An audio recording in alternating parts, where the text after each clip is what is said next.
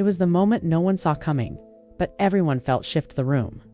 Tyler Perry stood under the spotlight at the BET Awards, expected to deliver a rehearsed tribute. What came out instead was something far more raw. You can't build a palace on unpaid bills? The audience didn't cheer. They didn't laugh. They froze. It wasn't loud. It was lethal. One sentence and the energy in the room changed forever. That single line was the beginning of a much larger unraveling. Meghan Markle, the woman who once captivated the world with royal rebellion, emotional interviews, and a glamorous rise from Hollywood to Windsor Castle, was now watching her empire collapse in silence. No spin, no carefully worded statements, just a slow, public, humiliating downfall led, ironically, by the very people who once protected her. This isn't gossip. This is a reckoning. And before we dive deeper, make sure you subscribe and turn on notifications so you don't miss the rest of the truth Hollywood wishes you wouldn't hear, because what's coming next will leave you stunned. Let's begin. Meghan Markle didn't just lose an endorsement, she lost Tyler Perry and Oprah and nearly every lifeline that once tied her to power in Hollywood. The woman who once could snap her fingers and summon global attention now finds herself ghosted by the very elite circles she once ruled. The BET Awards were supposed to be just another glitzy night of safe speeches, overpriced gowns, and choreographed performances. Instead, it became the stage for a silent revolution. And Perry's unscripted jab wasn't a coincidence, it was a declaration. Everyone in the room, from producers to press, knew exactly who he was talking about. He didn't say her name, but he didn't have to. The shock wasn't in what he said, it was in the fact that he said it. Tyler Perry, who once flew Meghan and Harry to safety, gave them shelter, paid for their security, was now the one publicly pulling the plug. That moment wasn't shade. It was a warning shot, and it hit hard. What followed was even louder than Perry's words: silence. Specifically from Oprah Winfrey. It's easy to dismiss a single quote on a stage, but not when it comes from that stage and not from that man. Tyler Perry isn't just a mogul, he's an institution, a brand unto himself. He doesn't ad-lib without purpose. So when he told a theater full of celebrities that you can't build a palace on unpaid bills, everyone listening understood two things. First, the metaphor was rape, and second, the era of silent loyalty to Meghan Markle was over. Perry didn't need to air receipts. The story was already out there for those who knew where to look. In 2020, when Meghan and Harry were cut off from royal support, it was Perry who stepped in. Not just emotionally, but logistically, financially, personally. He didn't just lend a couch. He offered them a mansion, a private jet, a full security detail. He placed his reputation on the line and wrapped theirs in it. So what changed? According to insiders, Perry's team had been warning him for years. The generosity wasn't being returned. The favors kept piling up. The payments didn't. One of his longtime advisors reportedly told him, "This isn't philanthropy anymore. It's charity without consent." And now, after years of silence, he was done. He didn't scream, he didn't accuse. He just cut clean and let the industry do the math. It was a calculated move, and it worked. Because in Hollywood, once the first stone is thrown exposé by someone as respected as Perry, it gives everyone else permission to follow, and follow they did. If Tyler Perry's words were a subtle severing. Oprah's silence was deafening. Remember, this was the woman who handed Meghan the ultimate media weapon, a primetime global interview that painted the palace as cold, cruel, and even racist. Oprah gave her the world's stage, and now she won't even return a call. Sources close to Harpo Productions, Oprah's media company, revealed something shocking. Meghan hasn't been mentioned in internal meetings for months. No statements, no follow-ups, no future collaborations. She's not just being ignored, she's been erased. And Oprah isn't the only one pulling back. Gayle King, Meghan's longtime defender and frequent mouthpiece in the press, has also gone radio silent. No shoutouts, no subtle references, nothing. And when Oprah and Gayle stop talking, Hollywood listens, because this isn't personal, it's strategic. Behind the scenes, PR teams, agents, and producers now whisper about something chilling: the Markle risk factor. It's not just silence, it's rejection. Systemic, intentional rejection. Top agencies that once courted royalty now won't even take a meeting. WME/AVs are firms that move presidents, produce Oscar winners, and place talent in billion-dollar franchises. And yet, they want nothing to do with Meghan Markle. One executive bluntly said, every project she touches either collapses, gets canceled, or becomes a reputational firestorm. There's no upside, only damage. Even Netflix, which once bet $100 million on Harry and Meghan, has reportedly slashed budgets and yanked creative control. Pearl, Meghan's animated project, never even made it to air. Live to Lead barely made a ripple. And Harry and Meghan, the docuseries that was supposed to redefine their narrative, was so bland, Rolling Stone compared it to Goop. Meets Suits with none of the charm. There's no hype anymore, no buzz, no interest. And in a city that runs on momentum, that's a death sentence. But how did it all fall apart so fast? Let's rewind to the one person who gave Meghan everything and now regrets it all. In 2020. Meghan and Harry were fleeing, no royal backing, no home. No plan to enter Tyler Perry. He didn't ask for headlines, he didn't sell the story, he acted privately. He sent a private jet, gave them a secure LA mansion, and footed the bill for protection. That wasn't Hollywood kindness, that was trust. But trust has limits. Insiders now say Perry's team raised red flags early. They noticed something disturbing. The favors were stacking up and nothing was coming back. No repayments, no acknowledgements, just more asks. One quote from a close advisor sums it up. They were building their empire on IOUs, and Perry had become their silent investor. Except silence has an expiration date. At the BT Awards, Perry made it official. He wasn't angry, he was done. And when someone like Perry draws a boundary on stage, on camera, it signals something far bigger. It says, this chapter is over, and Hollywood heard it loud and clear. You know things are bad when even the red carpet stops calling your name? Meghan Markle didn't just vanish from the headlines, she vanished from Hollywood itself. No invitations, no premieres, not even background buzz. She was completely left off the Vanity Fair Oscar party list this year. For someone who once made magazine covers just by breathing, that's not an oversight. It's a statement. Event organizers are done. Not because of politics, but because of headaches. According to insiders, Meghan's team developed a reputation that no one wants to deal with anymore. Demanding special entrances, requiring blackout press coverage, insisting on guaranteed spotlight, time, the full royal treatment without the royal grace, one publicist put it bluntly. She wants all the perks of royalty, but none of the humility that comes with it. And this PR frost isn't limited to glitzy parties. Top studios and platforms are straight up ghosting her reps. No green lights, no pitches accepted, no meetings returned. She's being quietly removed from collaboration lists inside every major media house. One network insider told Variety, she's become more of a liability than a brand. For an industry that thrives on chaos, that's saying something. Because this isn't just diva behavior, it's damage without return. While Meghan's Hollywood buzz was evaporating, something more dangerous was brewing behind closed doors. Financial heat. Multiple U.S. financial institutions have reportedly flagged suspicious activity connected to the Archewell Foundation. We're talking inflated consulting fees, delayed reimbursements, sketchy expense reports. Not exactly the transparency you'd expect from a charity. One banking executive told Forbes, she's brand rich but cash poor. In other words, Meghan might look like she's winning, but she's operating on borrowed time, borrowed money, and borrowed goodwill. And then came the tax filings. Archewell's 2024 report showed nearly $3 million in administrative expenses and barely any meaningful content output. Experts immediately raised red flags.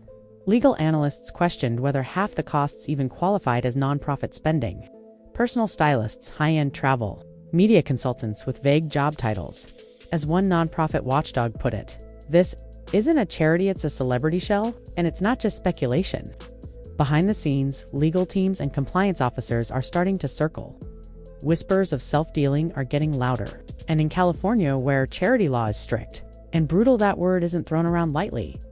Once the IRS gets wind of financial inconsistencies in a nonprofit tied to public figures, investigations don't take long to follow. And if you thought the press was harsh before, wait until the government starts asking questions. The unraveling didn't stop at red carpets or charity finances. It reached into Meghan's biggest media gamble, Spotify, in what was once heralded as a groundbreaking partnership. Spotify handed Meghan and Harry a jaw-dropping $20 million deal. The result? A total of 12 podcast episodes. That's it. And by the time the contract was canceled, the mood inside Spotify had shifted from hopeful to hostile.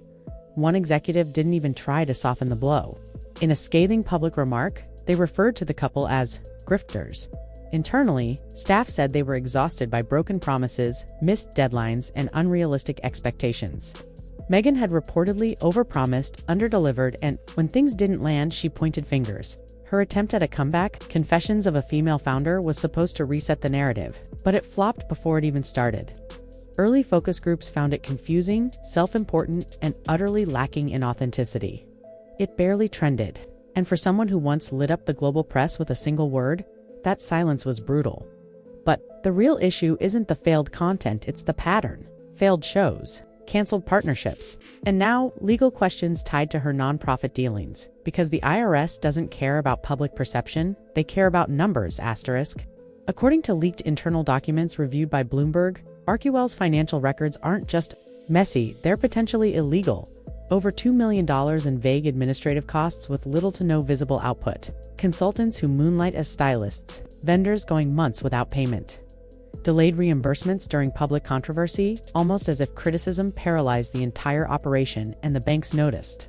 Institutions like Wells Fargo and First Republic reportedly flagged suspicious activity in her business accounts. Payments to consultants before employees. Massive sums moving without clear deliverables. Last-minute filings that screamed damage control. This isn't just chaotic bookkeeping, it's a reputational time bomb.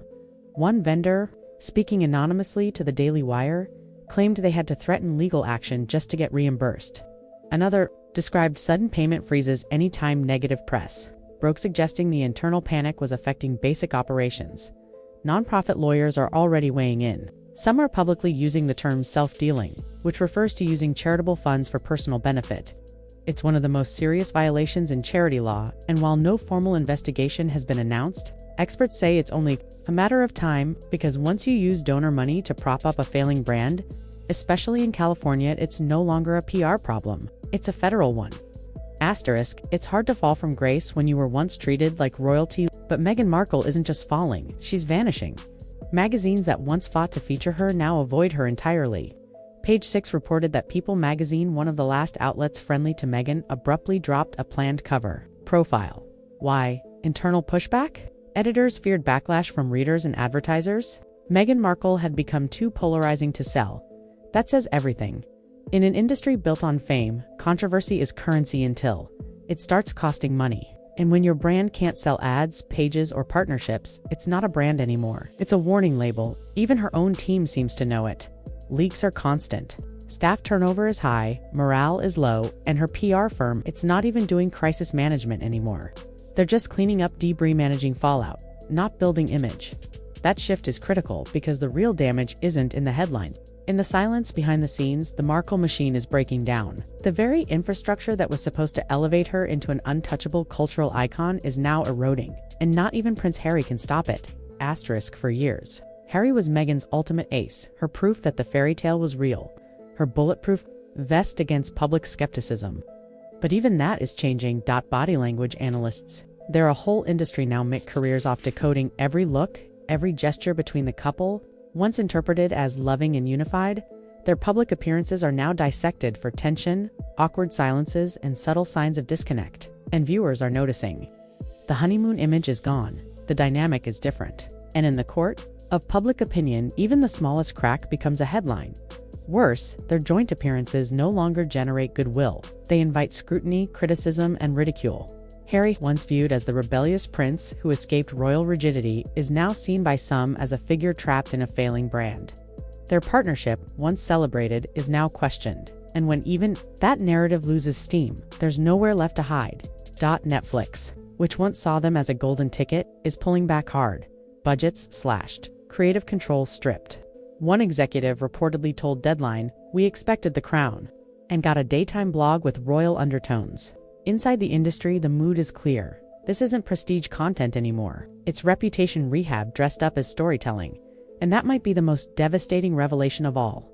Asterisk, the irony of Meghan Markle's journey is almost cinematic. She broke away from the crown to claim freedom, voice, and independence. But in doing so, she may have walked straight into something even more unforgiving: Hollywood. And unlike the royal family, Hollywood doesn't write formal statements or hold back behind velvet curtains. It simply moves on, and when it does, it's brutal at this point. Meghan isn't just being snubbed by headlines or left off party lists, she's becoming a ghost in her own city. No premieres, no collaborations, no whispers of next big projects. The platforms that once clamored to work with her are now actively distancing themselves. One top executive said, It's not personal, it's strategic. She brings risk without reward, and that's what it all boils down to in the entertainment industry. Upside.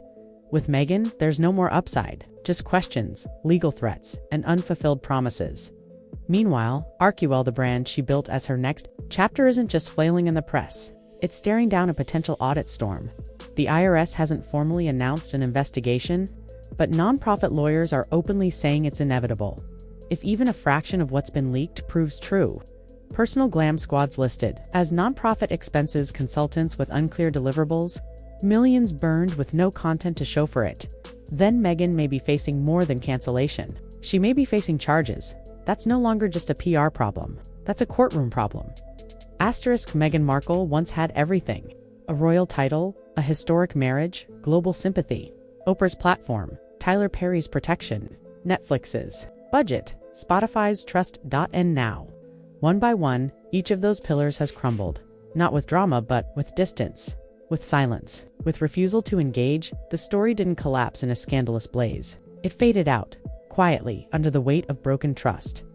Hollywood doesn't care about crowns. It doesn't care about fairy tales. It cares about consistency, results, and above all, credibility. And in that final category, Meghan Markle is bankrupt. There's no palace left to blame, no family feud to front-load the narrative, no Oprah to save the storyline. Only a trail of abandoned contracts, unpaid bills, and unanswered calls. For someone who once had the entire world's attention with a single interview, the silence now surrounding her is louder than any tabloid headline, and in the end, maybe that's the real price of trying to outplay two systems, royalty and celebrity, at once. You lose them both. Asterisk. If you found this deep dive eye-opening, make sure you're subscribed with notifications turned on. We break down the stories others are afraid to touch, and the truth only gets louder from here. Let us know your thoughts in the comments. Has Meghan Markle lost it all, or is this just her quiet reset before the next play? Either way, stay tuned, because this isn't over.